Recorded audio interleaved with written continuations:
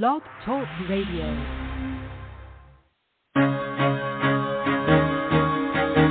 Carol the Coach. Sex, love, and relationships. We talk about it here. Carol the Coach.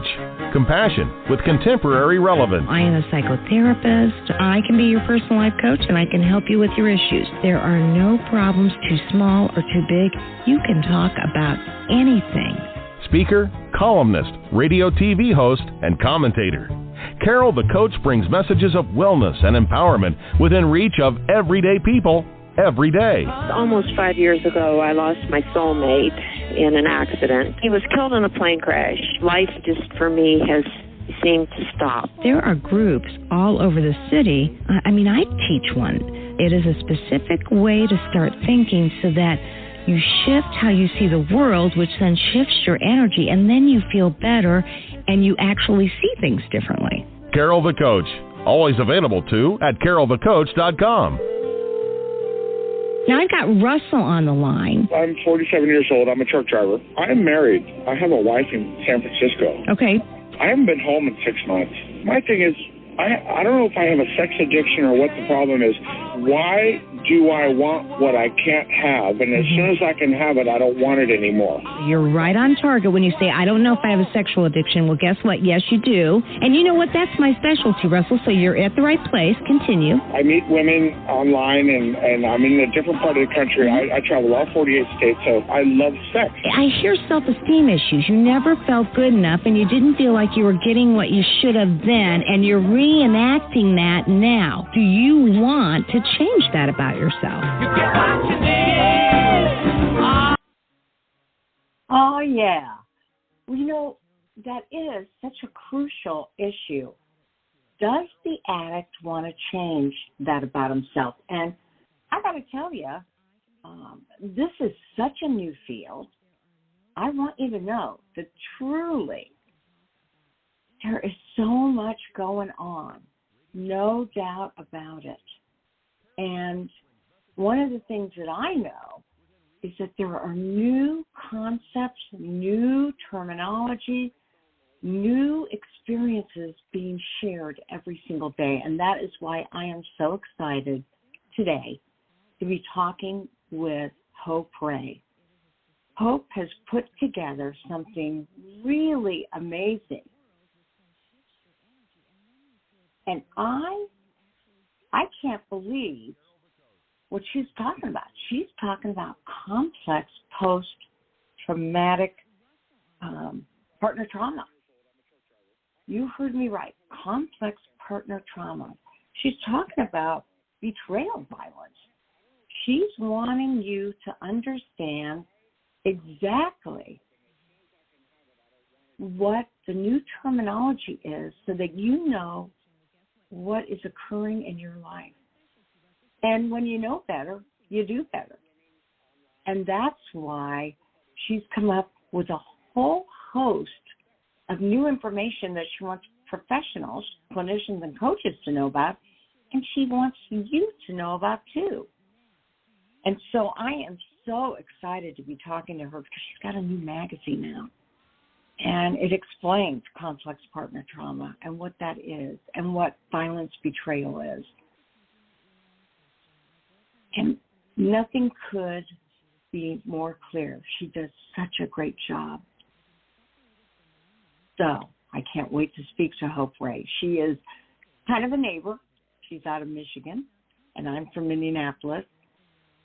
And so truly, we want to share what this is all about so that you can ask yourself, do I identify with this? You know, what's going on? Do I see things in this same way? And I think when she explains it to you, you're absolutely going to understand. And it takes a lot of guts and it takes a lot of money to put together a magazine. And this is so slick. It is so professional. It so very much identifies new terminology that we all need to know about. And, I mean, she even has a small quick notes, although she calls quick notes, for certified sex addiction therapists so that they can begin to use this new terminology too and understand the differences in betrayal violence, infidelity violations, and abusive behavior and communication, maladaptive character traits, inverse character traits. I bet you've never heard about this stuff. So again, I can't wait to talk to the creator, Hope Ray. She's worked hard at this, and, you know, I always say we're pioneers in the field because we create things as needed. You know, we think we've got it 100%, and then we go, something's missing here. I mean, truly, that is how IRCM was developed, the Early Recovery Couples Empathy Model. It wasn't until I realized that I needed to call couples in together to talk about this issue from the get-go and to help them feel safe and stable. Once we could do this, well, then we would be able to be better providers. And so that's why I am very, very, very excited to be talking to Hope, because she is a master in the field. And there's nothing more that we can hope for than better understanding of what is going on. So I'm going to ask you, what is it that you have felt as a listening audience that you felt just wasn't exactly working in your life? Maybe you weren't getting the right communication from your trauma therapist. Maybe you had a counselor or a pastor that just didn't seem to be getting your pain or the addiction. You know, I just met with a couple yesterday, and he said, I'm here because my wife wants me to be, and I don't want to be, because I don't believe in sex addiction. And then he said, and neither does my therapist. And then he said, and on top of it, you don't have any credentials to be writing what you do. And I thought, gee, I'm on 2 faculties for the CSAT organization, the Certified Sex Addiction Therapist Organization, ITAP, and I'm on faculty for APSAT, the Partner-Sensitive Trauma Model. I don't think you can be on more faculties than that. And so I wondered what he was being told by his therapist. She obviously had misinformation, and she's doing him a disservice to tell him she doesn't believe in sex addiction. And here is his wife sitting beside him. So sad, because she has been gaslit and darvoed and misled and told that she was crazy for a long, long time.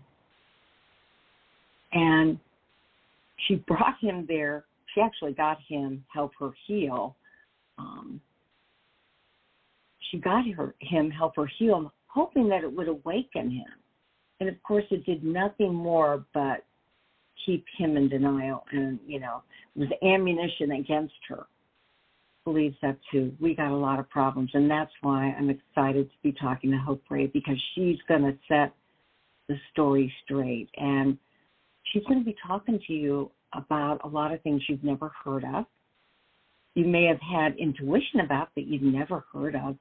And we know that there are clinicians and coaches all over the world that listen to this show to get more information about sexual compulsivity and problematic sexual behavior and sex addiction and partner trauma and partner betrayal.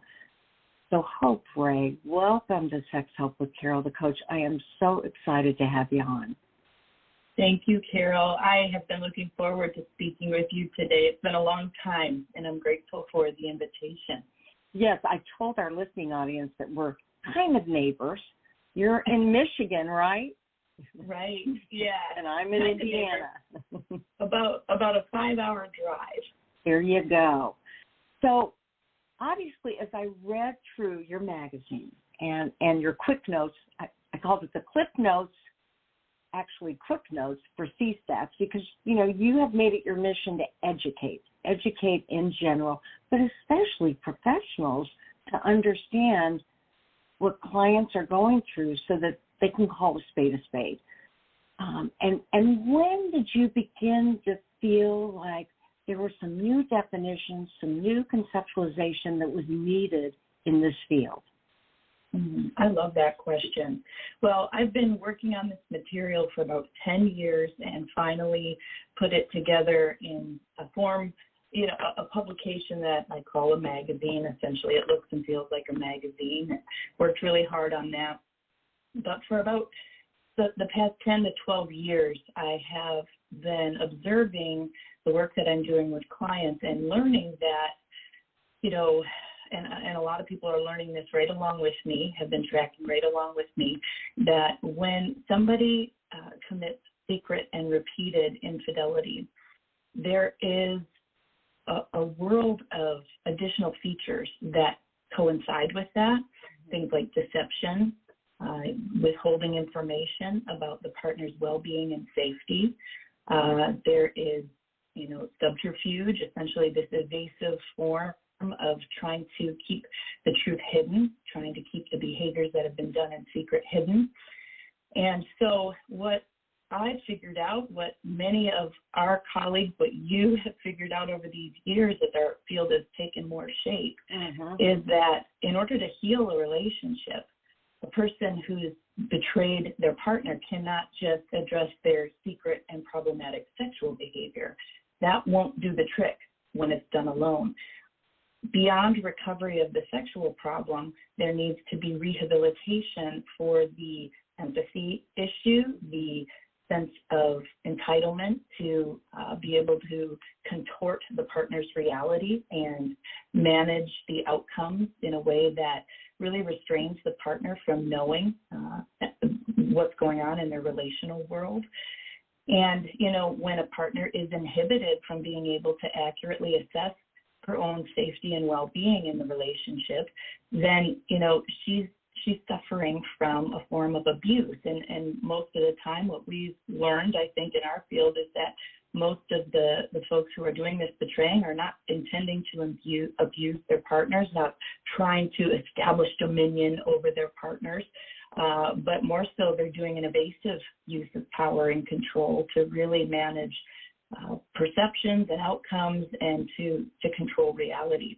Nonetheless, that is abusive behavior, and it needs rehabilitation too if a couple is going to make it, right? And so what I've done over the years is said, you know, I see I'm doing this work. I see my colleagues doing this work, but I'm not sure where to place it. If you look at the definition of sex addiction or compulsive sexual behavioral disorder, you don't see this deceptive subterfuge type of material included in that criteria. What you see is, you know, behavioral indicators around compulsive sex or problematic issues with sex. And like I said, that's kind of half the story that couples are facing. So, you know, I figured, well, we need to call this conduct something. We have a term to call, you know, this type of sexual behavior. Oftentimes sex addiction works well for that, or, you know, compulsive sexual behavior disorder. But sometimes there's other things on board too. As you know, there's, you know, potentially other mood disorders or personality disorders. There can be issues of neurodivergence, ADHD, autism, a lot of different influencing factors. And so, you know, it's rarely just sex addiction. And it always unfolds in this, you know, awful abusive tango of what's true and what's not true. And the partner is left trying to search for his or her reality. So I call it betrayal violence, and I would be happy to talk about how violence is such a strong word and where on earth I would come up with pegging this with that term. But the idea is I wanted to define the conduct that so many of us are starting to really hone in on beyond just sex addiction. Mm-hmm. Well, and I would absolutely agree with you, and I believe that Omar Manuela's belief in integrity abuse is part of what you're talking about. I think that's why it resonates so much with partners, because the word abuse is in it. And he's done a good job of being at the grassroots of a lot of things.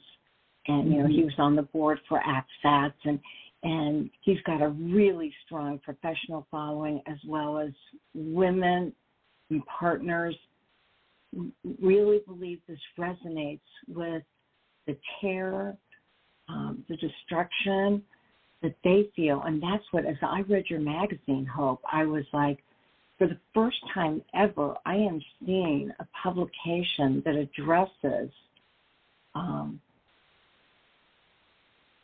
more than integrity abuse. It is the absolute abuse of power and control that occurs in so many couple stories. You know, you cite the addict who puts antibiotics into the food of his wife so that he can treat, I don't know if that was a sexually transmitted disorder or the condition. And I, too, I role play a Vesuvius, which is an anger exercise. And I role play a client who was pregnant with their child, and he brought home a prescription maintaining that he had strep throat when, in essence, he had an STD and he wanted her treated too. And I mean, this is just scrapes the beginning of the barrel. And so you call it betrayal violence, and that is a violent term. And you said you could talk some more about it. So would you share with our listening audience why such a strong word? Because it does capture the injustice that couples, partners, our society has experienced with this kind of abuse. Mm-hmm. Thank you for that invitation. It's important to talk about this and to do so, to do so carefully, because, what I don't want to do is contribute to a lopsided approach to this, that all men who are acting in this regard are unchangeable, or that they are doing all of this because they simply want to be domineering jerks. The truth is that many men have an insufficient realization that this is how they're conducting themselves toward their partner, because essentially their main goal is to avoid consequences.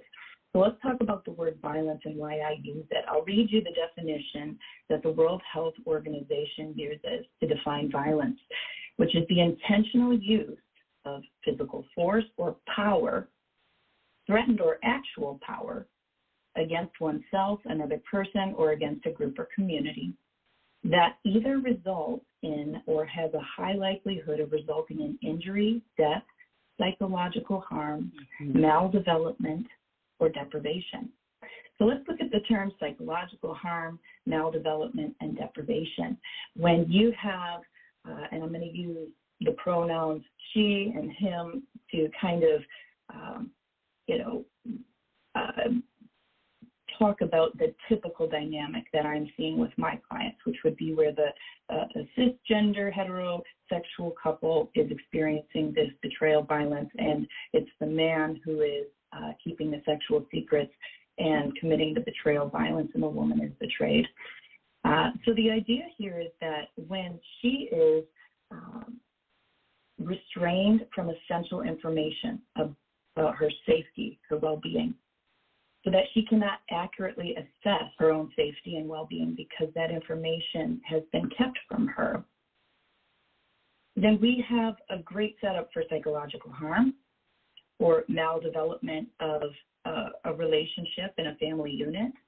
And, for deprivation of right to consent to be sexual with a partner who may not be disclosing risk of STIs, or just, sometimes there isn't physical sexual acting out and the betrayal is much more emotional in nature. And so a partner may not be at risk for STIs or sexually transmitted infections, but the idea that they are contributing to the relationship, continuing to bond and attach to the relationship as if all is normal, despite the very abnormal circumstances that they've been kept from knowing about. And so the trauma here is not just the pain and devastation of being cheated on or the infidelity, but it's the fact that these women were positioned to continue contributing and attaching to the relationship freely and generously in ways that they would not have otherwise if they had known. And so I use the word violence because here's the deal. Even though many men do not intend to be violent toward their partners, in fact, as you know, Carol, a lot of these men feel there's no other way but to keep these secrets because they know how devastating it would be for their partners. They're scared of hurting them, and they're ashamed, right? But at the end of the day, the intention to keep those secrets, the intention to create a power differential, a knowledge difference between the man and his wife or his partner, that is where we look at culpability here for violence. And so intention does matter, but the intention isn't about trying to abuse someone. The intention is about using that power and control. So that's why I use the word violence. It's a strong one, I know, but I believe it to be extremely accurate. And if we can define this conduct, then there's a lot of good that can come from that. First of all, the men that I share this with are often relieved to understand, hey, this is essentially what my wife is experiencing. These terms make sense. I don't want to do this anymore. I understand that I need to rehabilitate my character and my deception and my use of abusive behavior that I may not have even recognized. The men find this to be helpful. The women find it to be relieving. But then we have therapists who are also saying, hey, I've been doing this all along, but now I have definitions and terminology that kind of, embed, the work I've been doing, the program that I'm running. This fits so nicely with some of the work that you've put forth, your IRCM model, which is astounding, and all the work you do with empathy. You can see how betrayal violence just kind of comes alongside nicely to say, hey, here's some kind of root terms that really promote the work that you're doing when it comes to helping men find that empathy and be an agent of healing toward their partners, right? So, I think it benefits clinicians too, and the hope would be that this will trickle out into society and into the legal system where there's a lot of problems for couples who are in the midst of divorce around this type of betrayal. Particularly for the women, there's a lot of disadvantages for them in divorce proceedings. And, faith-based communities too, community centers. I want this to become household language, hopefully, so that this type of abuse can also be recognized and substantiated. Yeah, I think this is so timely because we're hearing more and more and more about focusing on the injustice or focusing in on the justice of a situation, of community, of a culture. And this terminology helps to identify it. And then, as you indicated, we can figure out treatments that specifically address it and call it what it is. Now, yes. You and I both went through ACSATs, and we recognize that, oftentimes partners go through generalized anxiety or post-traumatic stress, or even if they've had other layers of betrayal, complex post-traumatic stress. And so your first issue is complex partner trauma. Will you talk a little bit about complex partner trauma and what that is so that our listening audience can identify whether that's a part of their own lives? Yes, I would love to. So I think that the experience the partner goes through, particularly the female partner, which is what all of my anecdotal research is based on at this point, I think that needs to be named. And so, I've kind of created a sort of diagnostic term. Of course, you wouldn't find this in the rubric of diagnostic criteria like the DSM or the ICD-10 or anything, but, maybe someday, right? Because there's a very specific experience that women who've been through this type of betrayal and ongoing lying for years have experienced. And it can work to call it post-traumatic stress disorder. It can work to call it CPTSD. But what I think really works is to call it complex partner trauma. And so there's a few criteria. The first one is that the person is in a position of endangerment. And what that means is that their well-being and their safety has been compromised by the person they're in a committed relationship with. Because of the secret fidelity violations and the use of that abusive behavior and communication to avoid the consequences, to cover it up and keep it hidden. So that positions somebody in a place of endangerment. And most of the time, they don't know that they're endangered. So criteria 1 would be you've been in a position of endangerment. Criteria 2 would be that while endangered, the partner continues investing, or what I call attachment investing, toward their partner. So, they're creating and accepting opportunities for physical and emotional intimacy with their significant other.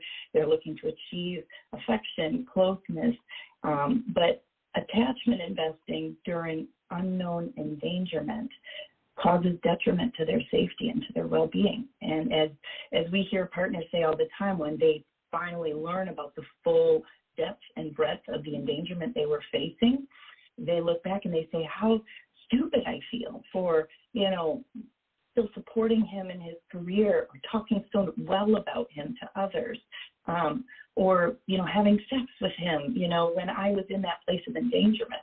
But here's the thing. They couldn't know what they couldn't know. Exactly. And this is something, society doesn't understand. There are many, many people in the mental health realm that still don't understand that when somebody is having their reality kept from them, they don't have a way of knowing unless they themselves use their spidey senses to discover evidence. And even when they do encounter evidence, very often it has been so concealed that they're only turning up shreds of information that would not relay the fullest picture of the actual endangerment they're suffering. So they may have, over the course of time, discoveries or truths that they learn, but they don't know the whole story until they really get to a place of full clinical disclosure. Well, I think you talked about that attachment issue, and I know that anybody who really wants a healthy relationship, as they begin to feel the disconnection or they begin to sense that something isn't right, may actually look for ways to attach further to correct the issue, and they put themselves in more danger out of wanting to fix things and not knowing what they're really dealing with also creates that harm's way. And so when we talk about attachment, my experience is that women will also say, I knew something was wrong. I didn't know what. And I am so mad at myself for trying harder or having more sex or giving him more space or rubbing his back and nurturing him more, when ultimately that betrayal had so many layers of what you would call abuse. We know that our partners not only experience the abuse that is inherent in sex addiction, but again, all the deception that occurs with being contacted by affair partners or extorted or, just layers and layers and layers of unconscionable things that nobody should ever have to go through. And so, again, attachment is such an important issue, and it's important to detach when you find out about this abuse and figure out how you're going to take care of yourself, before you can look at reattaching, right? Absolutely. Oh, I love how you put that. I mean, you in our field are pretty much a forerunner in this area. So to talk with you about my thoughts here seems a little backwards, but I'd be happy to segue. You know, your work has really informed our field that the attachment is a huge piece here. And again, it needs serious addressing for couples to be able to start fresh and to heal. I call it the partner adaptive bonding cycle. It's exactly what you said, that oftentimes when a person feels, hey, something's off, you know, but they can't put their finger on the source of their uneasy feelings that are arising, they will make meaning out of what they can. Well, he's stressed at work. Well, the kids have been a lot lately and it's been tough, and so we're just not connecting. Well, maybe, you know, his hormones are changing. You know, maybe I have, you know, let myself go. We can go into all sorts of territory, especially that self-doubt, self-blame type of place. And the idea is that we make meaning out of these uneasy feelings of disconnect and something being off. Remember, if we're in danger here, our safety and well-being has been compromised. Deep within, there is an alert system going off. But because we can't place the origins of these feelings, we can't find, you know, the puzzle pieces that show us the picture, we have to pull things out of thin air and just kind of use our external world to figure out why we might be feeling this way. And so it increases sometimes the need to attach, the desire to connect, to be a good partner, to try hard. And so those adaptations and bonding end up being very painful later on when the partner learns, oh my goodness, that whole time I was deeply endangered. I was being lied to. I was being betrayed, right? And so, like you said, to build a healthy new attachment, it's important to examine those adaptations that have taken place. And it's important for the partner to be able to operate in what I call wise femininity, where she's balanced in her intuition, her sensitivity, and also her vulnerability, to be able to navigate how she's feeling treated by the person, if her needs are being met, for establishing safety, such as is he, you know, passing polygraphs, or is he, you know, providing the empathy I've seen him be capable of. And as she's assessing those things, she can give and receive and pull back accordingly. But that's a tricky dance, and both partners really need support there in the healing process. And it takes a long time. And you know, you said earlier that your terminology is not yet in any diagnostic statistical manual or part of the World Health Organization. I'm curious, did you come up with these concepts all by yourself, or have you been working with a team of professionals on this really important work that I think will end up in our diagnostic statistical manuals? Well, that gives me goosebumps, because that would be a wonderful thing. And such a generous question, too, because the truth is yes and no. So all of these terms, you know, this is the work that I've been working on for 10 years. I have always been a theoretician. I remember sitting in my psychology college class and learning about Piaget and Freud and saying, that's how my mind works. I want to create theories. And it's just how my brain goes, so I can't help it. But now that I've released it, I am assembling a team, because what needs to happen is it needs to have more than just my brain. You know, I need to run it through many other folks, because the importance of getting as much insight and collecting as much data as we can here is really the next step, because we want to validate and empirically establish these terms. And so we're working on some research.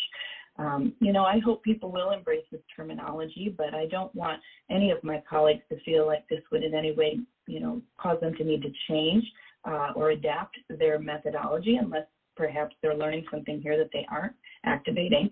But, you know, this is really more of a base, like a root idea, out of which many really awesome programs that are already operating and helping people heal are kind of aligned with already. I think clinicians will see that as they read through it.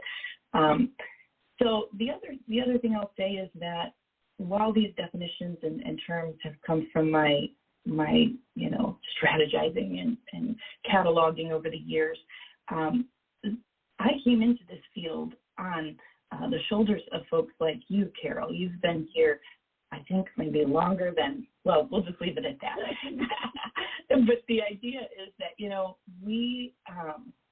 we are progressing because of work, resources, books, research findings, and the experience of our young field, which is becoming more established, more credible in the greater field of psychology. And so, work like yours, models like yours, APSAP, ITAP, there are so many groups, so many clinicians and colleagues of ours who have written books and moved us to a place where it was easier for me to see what might be missing, and things were clear enough for me to say, hey, here's a gap I think that we could fill with these types of terms and vocabulary. Mm-hmm. So I have not done this alone. Mm-hmm. Well, I hear that you haven't done it alone, but as I look at this beautifully done magazine, I wish everybody could see it. Not to be offensive, it is so slick. It is so well done. The pictures, the illustrations, even the back of the first issue it gives you cold chills. So, yeah, aesthetically, it's gorgeous. As it's talking about really serious, really impactful relationship issues that will help an addict and will help a partner and could help the coupleship, depending on what they do with their own lives. And I find that when women can claim what is happening to them, they get stronger, their boundaries get better, they become more assertive, and that original, what's wrong with me, why wasn't I good enough, turns into, I am good enough, and I am going to create my own life, with or without you. And that's what I believe this magazine does. It gives you the language to know it's okay to claim yourself again. And that's what you just described, even with the addicts who say, oh my gosh, I have been doing this and I want to change, or I knew I needed to change, now I have the language to do it. So it works in both people's favor. I think so. The word violence is so intense, right? It provokes images of black eyes and bruises, and many men. I just had a call with a couple last night, and he said, why are you calling this abuse? And I said, well, I actually prefer to use the word violence, which is even stronger. And I explained it, and in a sober way, he was able to accept that readily because, we are really making sure people understand the intention is in the use of the power and control. The intention is not about the outcome of a hurting, traumatized partner. Very rarely is that a part of the scenario. Now, I will say that some people can experience multiple forms of abuse. For instance, they can be victims of intimate partner violence or narcissistic abuse and betrayal violence as well. But betrayal violence is really specific. It includes three things. The conduct involves a person maintaining a relationship with their partner while secretly and repeatedly violating fidelity, and then using abusive behavior and communication to avoid the consequences. Now, that abusive behavior and communication is really outlined as deception, persuasion, or thought control, and exploitation, meaning, taking the wife on dates while, secretly and repeatedly cheating behind her back and making her feel special, giving her gifts, taking her on vacation, celebrating their anniversary, exploiting her trust in that way, exploiting her labor. So, while she's running the kids around to all their sports, while he's staying late at the office to look at pornography or to nap because he was up all night, those would be examples of exploitation. So what we don't have included in this criteria of betrayal violence is verbal or physical aggression or assault. That is a different form of violence. It's a different use of power and control. And unfortunately, some people can experience, multiple forms of violence at once. So that makes a really tough healing journey, but it is possible. Yes, and I guess that's what I love about you, Hope, is that you do give hope, and you're also not, you're calling a spade, but you recognize that when people know better, most oftentimes they want to do better. And Absolutely. We are professionals that want to make that happen. So I just can't wait for this information to get out. And as we end for today, tell us how you are getting this information out. How are people getting these magazines? How can they find out more about this terminology? Right. The magazine is available on my website. It will be up on Amazon soon. But for now, go to hoperay.com, and it's right there for you.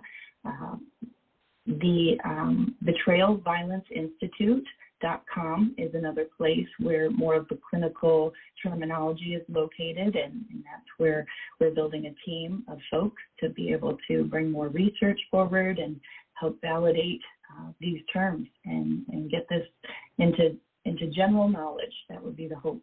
So hoperay.com, betrayalviolenceinstitute.com. Of course, I'd love for anyone to come over to Instagram. I'm really enjoying Instagram lately. So I'm Hope Ray Therapy and Betrayal Violence are the handles over there.